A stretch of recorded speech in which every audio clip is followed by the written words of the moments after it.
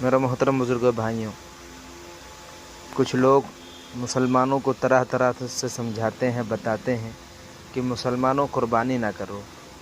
دیکھو، ایک دن میں اتنے زیادہ جانور کاٹنے سے دنیا غریب ہو جاتی ہے۔ یہی پیسہ غریبوں کو دے دو، ہسپتالوں میں دے دو، غریبوں کا بھلا ہوگا۔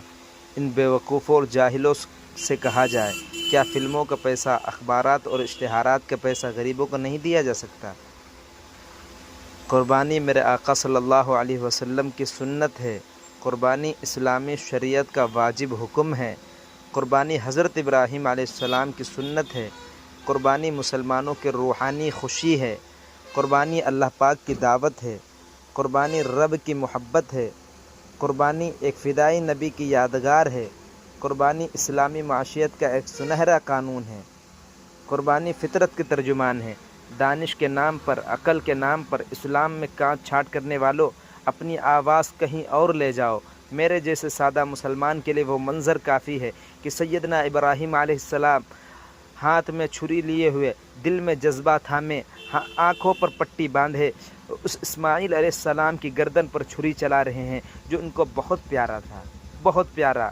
تب آسمانوں سے آواز آئی، سچ اسے کہتے ہیں، محبت اسے کہتے ہیں، وفا اسے کہتے ہیں، اللہ کے نام پر قربان کرنا اسے کہتے ہیں۔ دانش کے نام پر، عقل کے نام پر اسلام کی گردن پر وار کرنے والوں، مجھ جیسے دیوانے کے لیے وہ منظر کافی ہے کہ مدینہ طیبہ کی پاک زمیں پر خیر القرون کا سورج نصف النہار پر ہے۔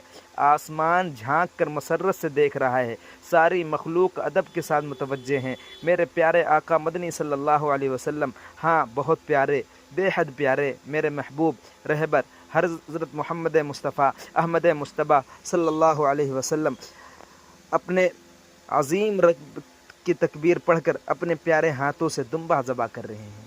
او ظالموں، تمہاری تمنا ہے کہ ہم اپنے آقا مدنی صلی اللہ علیہ وسلم کی اس ادا کو بھلا دیں، جبکہ ہماری تمنا ہے، ہاں بے شک ہماری تمنا ہے کہ ہم اس دمبے کی جگہ ہم ہوتے جس پر آقا مدنی صلی اللہ علیہ وسلم اپنے ہاتھ مبارک سے چھری چلا